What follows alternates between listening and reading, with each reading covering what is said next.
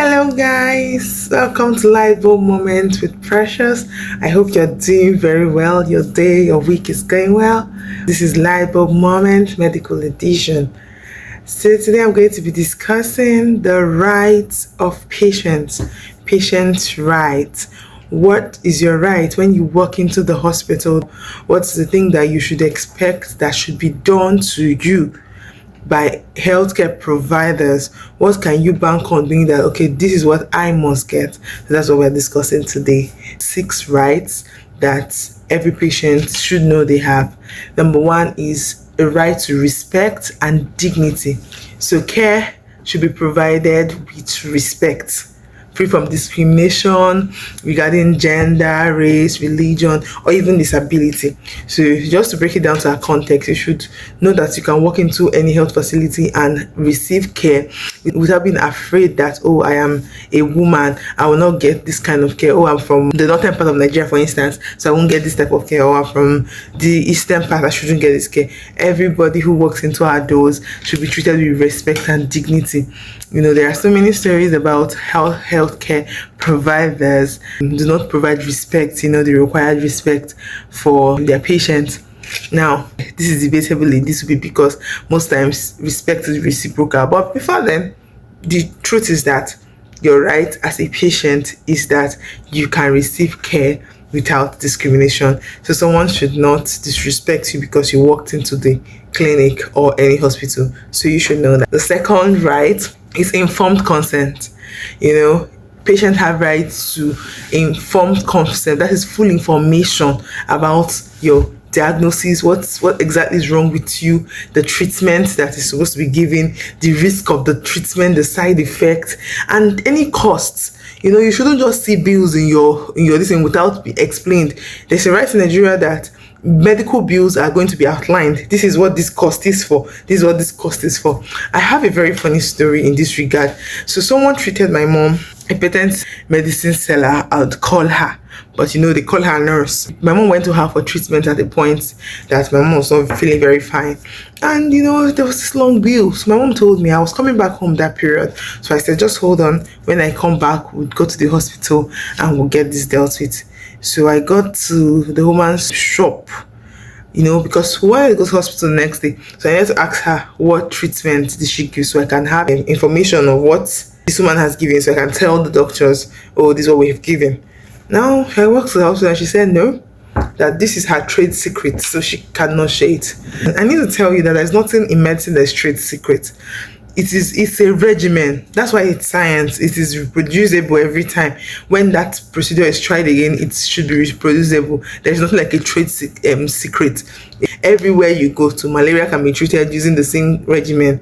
Everybody should know that. So I didn't understand what she meant by trade secret, and it was a very big deal. She was like, I was disrespecting her because I was asking for to know what was really done to my mom, and it just escalated at a point I had to leave. So this thing is a problem. You have the right to know what medication you're on. It's informed consent. Before anything is being done to you, you need to know this is the procedure that is being done to you. This thing that people go to private hospitals and they give you medication in paper bags that do not have names, so you don't know the name of the medication that you're taking, and you take it. Aren't you afraid? You need to know what medication. You have a right to know the name of that medication, what it does, side effects, and any other thing you want to know about medication. It is your right as a patient. Okay, moving on. The third right is privacy and confidentiality. You have a right that your medical records and every discussion you have with the healthcare provider regarding that care is confidential. The only time that is out of the business if it's a public health disease. For instance, if you have something like Ebola or Lassa fever, or something that needs to be contact traced, we need to get to know, okay, which person was the last person that had contact, because it's going to affect the larger crowd.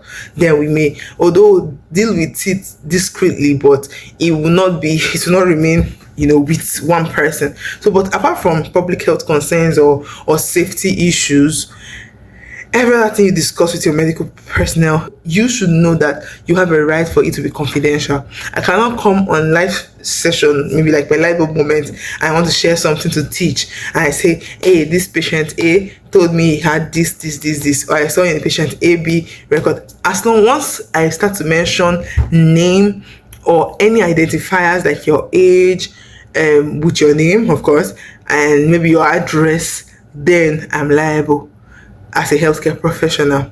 So I can use your case to teach when I need to, but I shouldn't mention your name or anything that will trace it back to you. So confidentiality is very, very, very important for the medical people, for us. These are right, your right. So these are responsibilities to you that will keep everything you say private. See, if you have HIV, for instance, and you come to the clinic and you're tested and you don't want your partner to know, your lawfully wedded husband or wife, we would advise you to tell him, but nobody can go to tell this person behind you. We are liable. So this is very important that you know that everything that you're telling us is kept for you.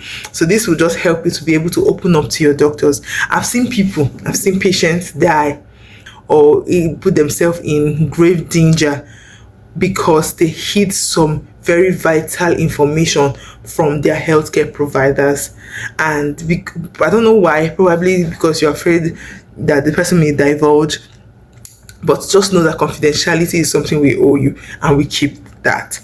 Okay, next is decision-making autonomy. You have right to make your decision. You have a right to accept or reject treatment and choose your providers, to participate in research. You have the right. You have the right to say, no, I don't want this person to treat me. Yes. You know, like I said, I need a female doctor. The only problem with that right is that when it places that we don't have enough hands, you may have to wait another day until they shift other female doctor or female nurse or male nurse. Do you understand? So, but it's your right to say, okay, I don't want this particular person. I want this set of persons. But you have to adjust to their own routine. Yes, you also have the right to refuse treatment. No, this is the right course of action for you. I believe this is this. You can say, no, I don't want it. For instance, there is a people group that don't do blood transfusion. Do we agree with it? No. But would we keep that? Yes, because they have a right to say, no, I don't want this treatment. You say, I'm refusing treatment, I want to go home. We can ask you to sign a discharge against medical advice just to cover our own part, so we will not be liable to whatever happens to you. But you have the right to do that. Again, you have a right to emergency care. Necessary immediate intervention in emergency, you have the right to. So you don't even need to pay anything, when you're rushed to the hospital at first. Although in Nigeria we have, idiosyncrasies, because a lot of us run away because after they are being treated. So if you have patient relative with you, you are usually asked to go and make payments. But apart from that, you're supposed to get treatment on emergency care basis. Now, the exception to this rule is that if you go to get treatment in a facility and they are not able to, maybe what your wound is or the emergency is supposed to be handled by a higher sector, then you may be turned back. But at least you must be stabilized. It's a right that you have, to receive.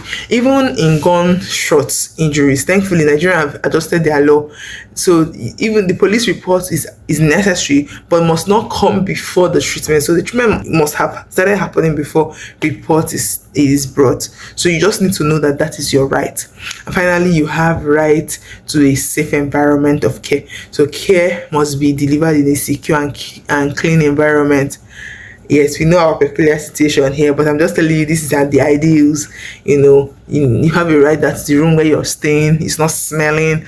That's why hospitals have people who are paid to do that job. You have a right that you stay in stable places. I know. I've worked in public sector before, and I know that sometimes people are not in the corridors and all that, but at least let it be safe and let it be clean. I cannot carry somebody, a bed just became available because someone left there, and the sheet is still there, blood is still there, or the fluids are still there. I don't put another person on it. No, that needs to be disinfected before another person comes. So you have a right to safe, clean, and secure environment.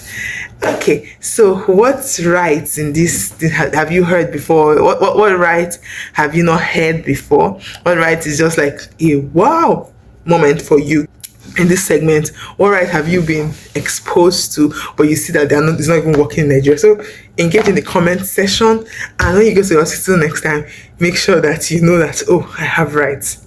In the next time we're going to be doing a medical session, I'm going to be discussing your responsibility, because to everyone right is given, responsibility is demanded. Thank you for coming to Live Up Moment. I'll see you next time. Bye.